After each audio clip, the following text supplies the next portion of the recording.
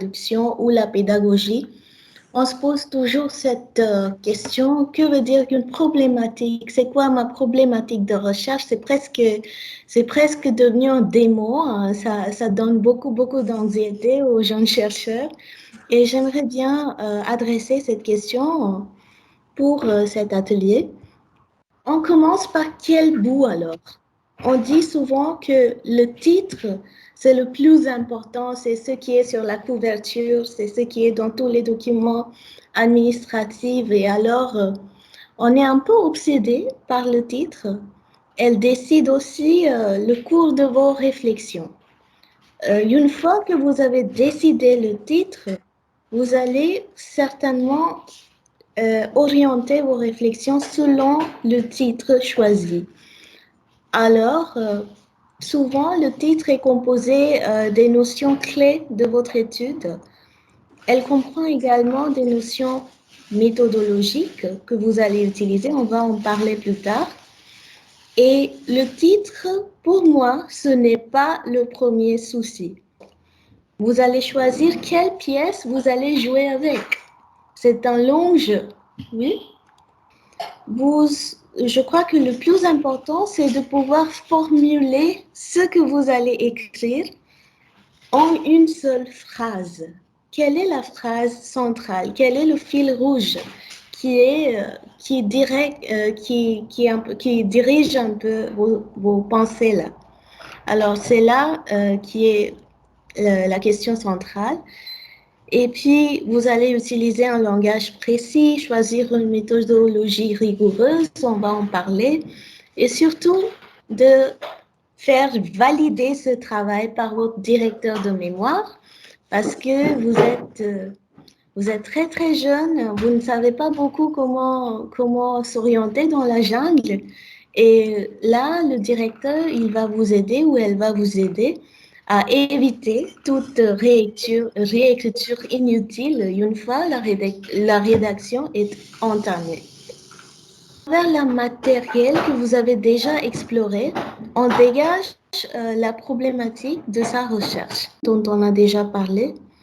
Vous devez être capable de parler de la pertinence de votre travail, pourquoi ce travail c'est nécessaire, euh, revue de la littérature.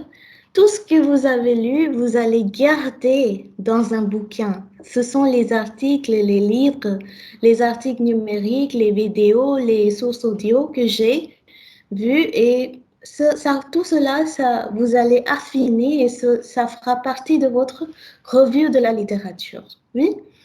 Et vous allez vous poser des questions plus larges et vous devez être capable d'exprimer vos motivations derrière ce travail.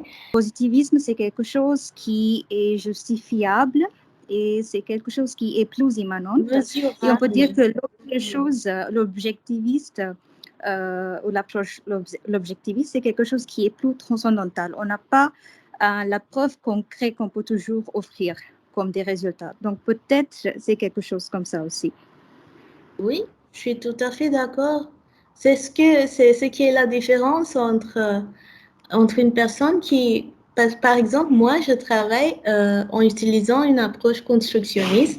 Je ne peux pas vous donner un résultat qui est quantifiable ou mesurable, qu'on peut regarder sur l'écran. Mais mon mari, qui travaille dans le domaine des sciences, pour lui, il est plus facile de mesurer les choses, d'afficher un résultat qui est plus concret, plus scientifique.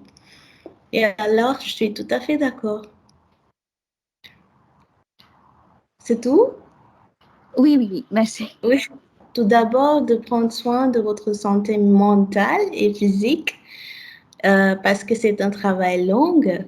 Puis, on a plusieurs études déjà qui disent que les doctorants sont plutôt précaires dans le monde actuel. Vous avez beaucoup de personnes qui sont en train de faire leur doctorat qui souffrent des